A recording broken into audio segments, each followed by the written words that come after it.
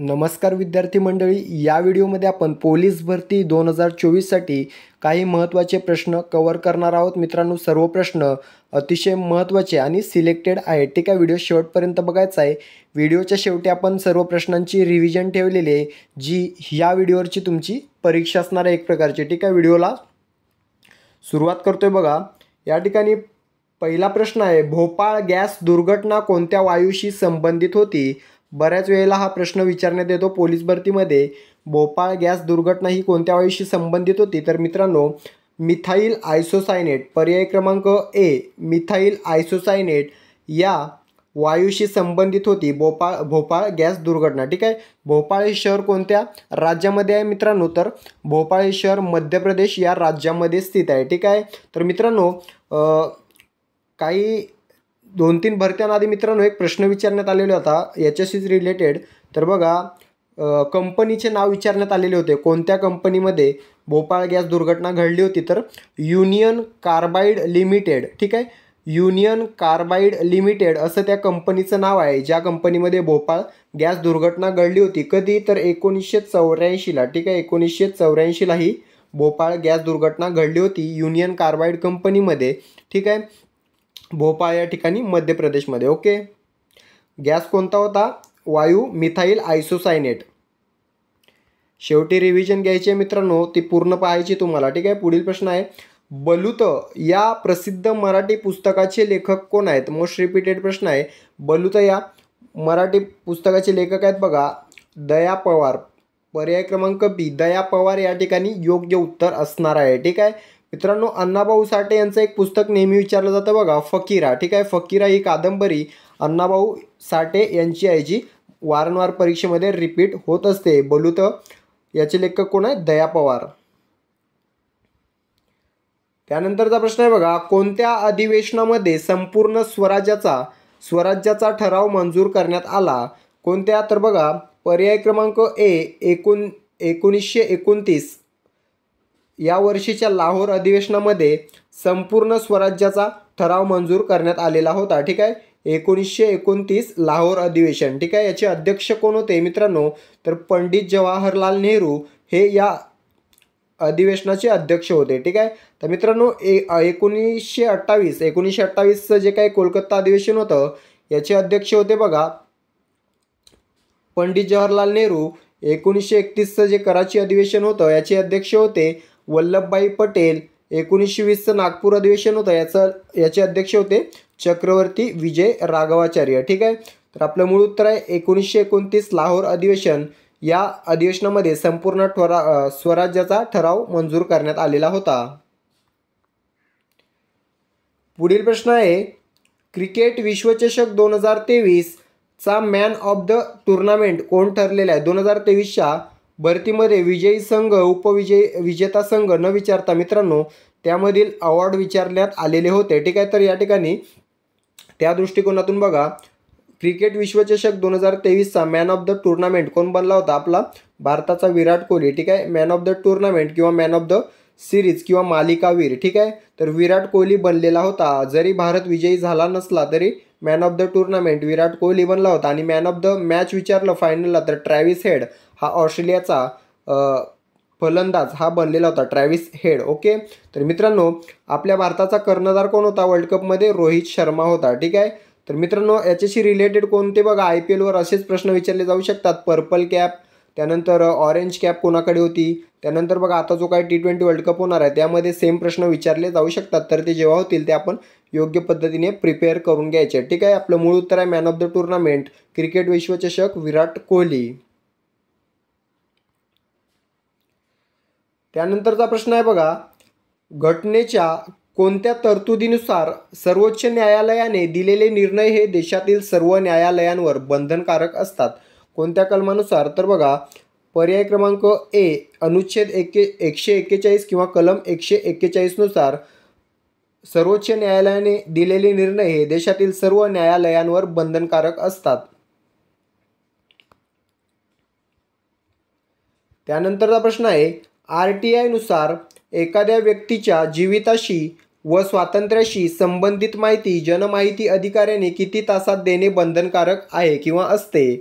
तर मित्रांनो 48 तासामध्ये, ठीक आहे, 48 तासाच्या आत RTI नुसार बघा 48 तासाच्या आत एखाद्या व्यक्तीच्या जीविताशी व स्वातंत्र्याशी संबंधित माहिती जनमाहिती अधिकाऱ्याने देणे बंधनकारक असते. 48 तास. पुढील प्रश्न आहे, मराठी वृत्तपत्राचे जनक म्हणून कोणास ओळखले जाते? कोणास ओळखले जाते तर बाळशास्त्री जांभेकर, ठीक आहे. बाळशास्त्री जांभेकर यांना मराठी वृत्तपत्राचे जनक म्हणून ओळखले जाते. मित्रांनो, बाळशास्त्री जांभेकर यांचा जन्म 6 जानेवारी 1812ला झालेला आहे. कुठे? पोंभुर्ले. जन्म ठिकाण यांचं विचारण्यात आलेलं आहे आधी परीक्षेमध्ये.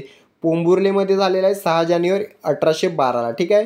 तर मित्रांनो, 6 जानेवारी हा जो दिवस आहे तो महाराष्ट्रामध्ये वर्तमानपत्र दिन किंवा पत्रकारिता दिन म्हणून साजरा केला जातो, ठीक आहे. 6 जानेवारी. ओके मित्रांनो, यांनी मराठीतील पहिले वृत्तपत्र दर्पण सुरू केले. कधी? 1832 मध्ये.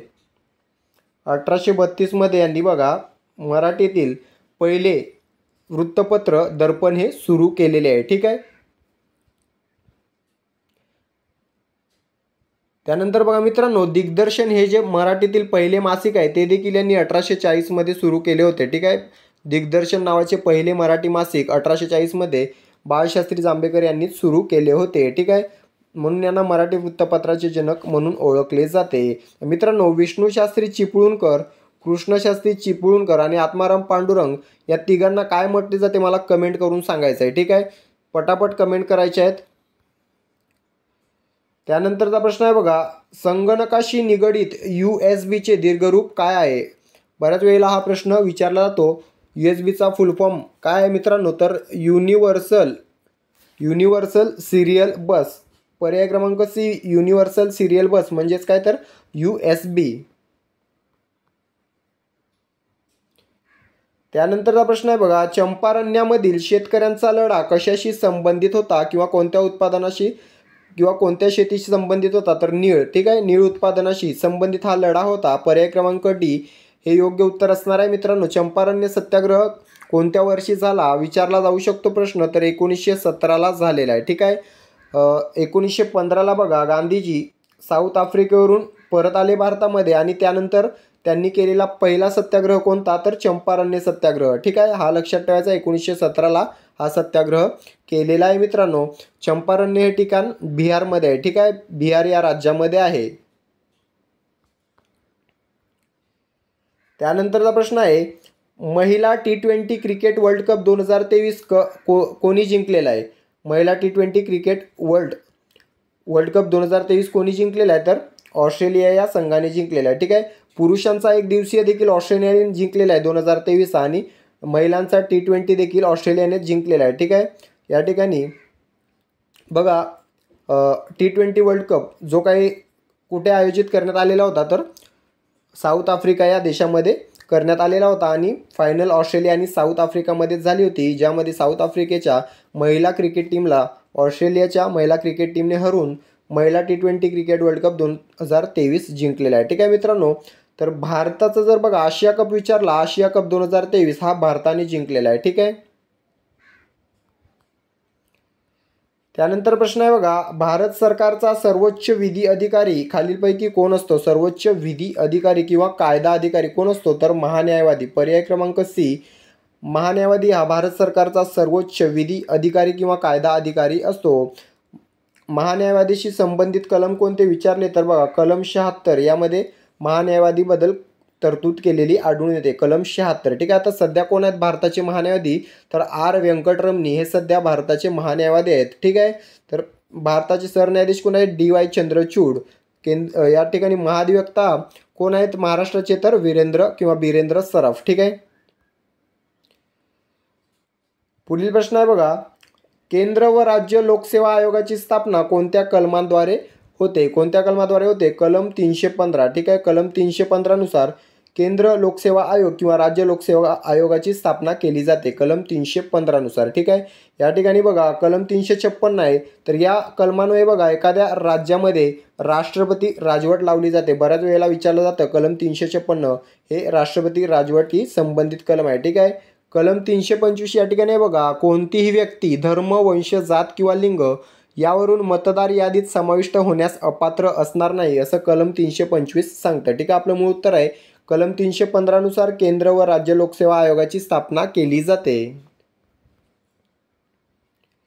त्यानंतरचा प्रश्न आहे जिल्हा नियोजन व विकास समितीचे अध्यक्ष खालीलपैकी कोण असतात? जिल्हा नियोजन व विकास समितीचे अध्यक्ष असतात बघा पालकमंत्री. ठीक आहे, पर्याय क्रमांक डी पालकमंत्री हे जिल्हा नियोजन व विकास समितीचे अध्यक्ष असतात. पुढील प्रश्न आहे बघा संयुक्त राष्ट्र संघाची पहिली जागतिक पर्यावरण परिषद 1972 साली कोणत्या शहरात आयोजित करण्यात आली होती? तर ही जी परिषद आहे ती स्वीडन या देशामधील स्टॉकहोम या शहरामध्ये 5 जून, ठीक आहे, 5 जून 1972 साली आयोजित करण्यात आली होती. तेव्हापासून 5 जून हा जो दिवस आहे तो जागतिक पर्यावरण दिन म्हणून साजरा केला जातो. स्टॉकहोम हे शहर स्वीडन या देशामध्ये आहे, लक्षात ठेवायचं आहे. पुढील प्रश्न आहे बघा लंडनमध्ये इंडिया हाऊसची स्थापना कोणी केलेली मित्रांनो? तर श्यामजी कृष्ण वर्मा यांनी लंडनमध्ये इंडिया हाऊसची स्थापना केलेली आहे. श्यामजी कृष्ण वर्मा. त्यानंतर प्रश्न आहे बघा खालीलपैकी कोणती नदी पश्चिम वाहिनी आहे? या ठिकाणी बघा तापी ही जी नदी आहे ती पश्चिम वाहिनी नदी आहे. तापी आणि नर्मदा या दोन नद्या नेहमी परीक्षेत विचारल्या जातात, या पश्चिम वाहिनी नद्या आहेत. ठीक आहे, तापी या ठिकाणी आपलं योग्य उत्तर असणार आहे. तापी नदीचा उगम कोठे होतो मला कमेंट करून सांगायचं. आता या प्रश्नांची रिव्हिजन मारूया जी तुमची या व्हिडिओवरील परीक्षा असणार आहे. 16चे 16 उत्तरं तुम्हाला बरोबर द्यायला जमली पाहिजे. ठीक आहे मित्रांनो, किती उत्तरे द्यायला जमतात ते मला कमेंट करून सांगायचं आहे. मी प्रश्न वाचेन, त्याचं उत्तर तुम्ही मनामध्ये गेस करायचं आणि शेवटी किती उत्तरे द्यायला जमली ते कमेंट करून सांगायचं आहे. या ठिकाणी प्रश्न पहिला बघा भोपाळ गॅस दुर्घटना कोणत्या वायूशी संबंधित होती? याचं योग्य उत्तर आहे पर्याय क्रमांक ए मिथाइल आयसोसायनेट. पुढील प्रश्न आहे बघा बलूत या प्रसिद्ध मराठी पुस्तकाचे लेखक कोण आहेत? याचं योग्य उत्तर आहे पर्याय क्रमांक बी दया पवार. पुढील प्रश्न आहे बघा कोणत्या अधिवेशनात संपूर्ण स्वराज्याचा ठराव मंजूर करण्यात आला? याचं योग्य उत्तर आहे पर्याय क्रमांक ए 1929 लाहोर अधिवेशन. पुढील प्रश्न आहे क्रिकेट विश्वचषक 2023चा मॅन ऑफ द टुर्नामेंट कोण ठरला? याचं योग्य उत्तर आहे पर्याय क्रमांक सी विराट कोहली. पुढील प्रश्न आहे घटनेच्या कोणत्या तरतुदीनुसार सर्वोच्च न्यायालयाने दिलेले निर्णय हे देशातील सर्व न्यायालयांवर बंधनकारक असतात? याचं योग्य उत्तर आहे पर्याय क्रमांक ए अनुच्छेद 141. त्यानंतरचा प्रश्न आहे RTI नुसार एखाद्या व्यक्तीच्या जीविताशी व स्वातंत्र्याशी संबंधित माहिती जनमाहिती अधिकाऱ्याने किती तासात देणे बंधनकारक आहे? याचं योग्य उत्तर आहे पर्याय क्रमांक सी 48 तास. त्यानंतरचा प्रश्न आहे मराठी वृत्तपत्राचे जनक म्हणून कोणास ओळखले जाते? याचं योग्य उत्तर आहे पर्याय क्रमांक डी बाळशास्त्री जांभेकर. पुढील प्रश्न आहे संगणकाशी निगडीत USBचे दीर्घरूप काय आहे? याचं योग्य उत्तर आहे पर्याय क्रमांक सी युनिव्हर्सल सिरियल बस. पुढील प्रश्न आहे चंपारण्यामधील शेतकऱ्यांचा लढा कशाशी संबंधित होता? याचं योग्य उत्तर आहे पर्याय क्रमांक डी नीळ. पुढील प्रश्न आहे महिला T20 क्रिकेट वर्ल्ड कप 2023 कोणी जिंकलेला आहे? याचं योग्य उत्तर आहे पर्याय क्रमांक सी ऑस्ट्रेलिया. पुढील प्रश्न आहे भारत सरकारचा सर्वोच्च विधी अधिकारी खालीलपैकी कोण असतो? याचं योग्य उत्तर आहे पर्याय क्रमांक सी महान्यायवादी. पुढील प्रश्न आहे केंद्र व राज्य लोकसेवा आयोगाची स्थापना कोणत्या कलमाद्वारे होते? याचं योग्य उत्तर आहे पर्याय क्रमांक बी कलम 315. पुढील प्रश्न आहे जिल्हा नियोजन व विकास समितीचे अध्यक्ष खालीलपैकी कोण असतात? याचं योग्य उत्तर आहे पर्याय क्रमांक डी पालकमंत्री. पुढील प्रश्न आहे संयुक्त राष्ट्र संघाची पहिली जागतिक पर्यावरण परिषद 1972 साली कोणत्या शहरात आयोजित करण्यात आली होती? याचं योग्य उत्तर आहे पर्याय क्रमांक ए स्टॉकहोम स्वीडन.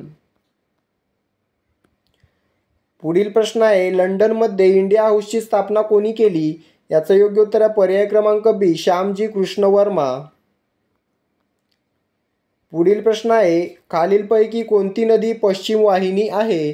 याचं योग्य उत्तर आहे पर्याय क्रमांक सी, तापी. तर मित्रांनो, आता हे 16चे 16 प्रश्न तुम्हाला तोंडपाठ झालेले आहेत. ठीक आहे, काही टेन्शन घ्यायचं नाही. जेव्हा केव्हा तुमच्यासमोर हा प्रश्न पडेल या व्हिडिओपैकी तर तुम्ही उत्तर योग्य देणार, काय टेन्शन घ्यायचं नाही. ठीक आहे, व्हिडिओला एक लाईक आणि एक शेअर करायचा आहे, सबस्क्राईब करून घ्यायचं आहे, जेणेकरून आमच्या मेहनतीला यश मिळेल. भेटूया पुढील व्हिडिओमध्ये. तोपर्यंत स्वतःची काळजी घ्यायची आहे, ग्राउंड अभ्यास चालू ठेवायचा आहे. धन्यवाद.